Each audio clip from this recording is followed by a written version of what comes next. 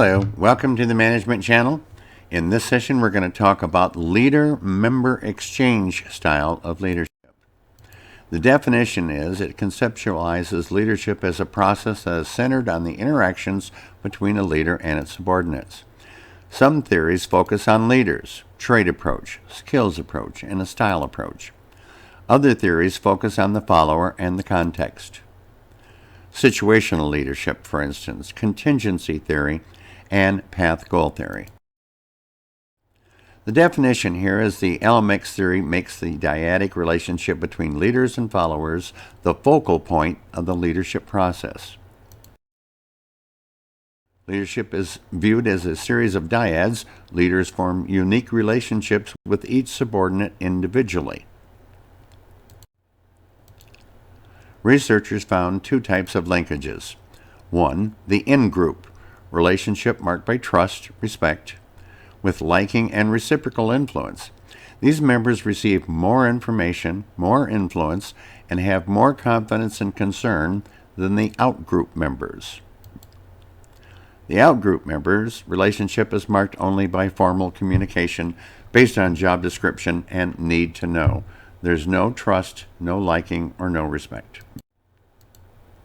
In-group, out-group status is based on how well a subordinate is liked by the leader and how well they work with the leader and the leader with subordinate.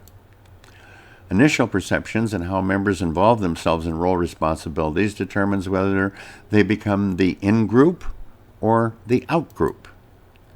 Becoming part of the in-group involves subordinate negotiations and performing activities beyond the formal job description. In-group has more information, more influence, they have better confidence and concern from the leader. They're more dependable, they're highly involved, they're motivated, and they communicate more than the out-group. The out-group is less compatible with the leader, and they usually just come to work, do their job, and go home. Researchers found that high-quality leader-member exchanges resulted in lesser employee turnover, better attendance, more positive performance evaluations, a higher frequency of promotions, and greater organizational commitment. They have more desirable work assignments, better job attitudes, they have more attention and support from their leader, and hence greater participation.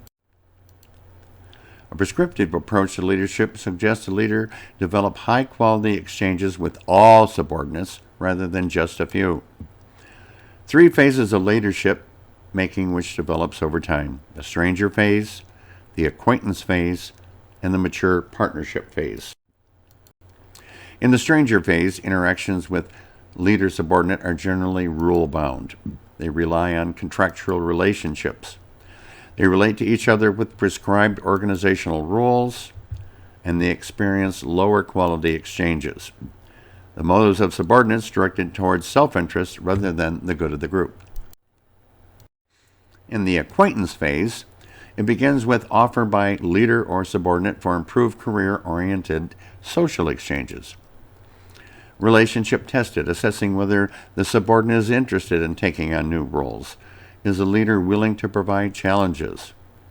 It shifts interactions to a new way of relating. The quality of the exchanges improves along with greater trust and respect. And there's less focus on self-interest, more focus on the goals of the group. The mature partnership phase is marked by high-quality leader-member exchanges. They experience a high degree of mutual trust, respect, and obligation towards each other. The relationships found to be very dependable. There's a high degree of reciprocity between leaders and subordinates, and they can rely on each other for favors and special assistance. The mature partnership phase is a highly developed pattern of relating that produce both outcomes for themselves and the organization. Partnerships are transformational, moving beyond self-interest to accomplish the greater good of the team and the organization. The LMX theory works in 2 ways. It both describes leadership and it prescribes leadership. Central concept for both is the dyadic relationship. It's important to recognize the existence of in-groups and out-group members in an organization. You want to pull the out group members into the in group. Don't block them out. There's a significant difference in how goals are accomplished using in groups versus out groups. Having an awareness of the relevant differences of in groups and out group behaviors will make a big play on you. You need to have everybody in the in group. Best theory and practice, leader forms special relationships with all subordinates. Leaders should offer each subordinate an opportunity for new roles and responsibilities. Leaders should nurture high-quality exchanges with all their subordinates. Rather than concentrating on differences, leaders should focus on a way to build trust and respect with all subordinates, resulting in an entire work group becoming an in-group. The strengths validates the experience of how people within organizations relate to one another and to the leader. Only leadership approach that makes dyadic relationships the centerpiece of the leader process. And it directs attention to the importance of communication in leadership. Criticisms is it inadvertently supports development of privileged groups in the workplace and appears unfair and discriminatory. The theory is not fully developed. What are the means to achieve building trust, respect, and obligation? And it does not encourage fair and equal treatment of all members. In application, it's applicable to all levels of management and different types of organizations. It directs managers to assess their leadership from a relationship perspective.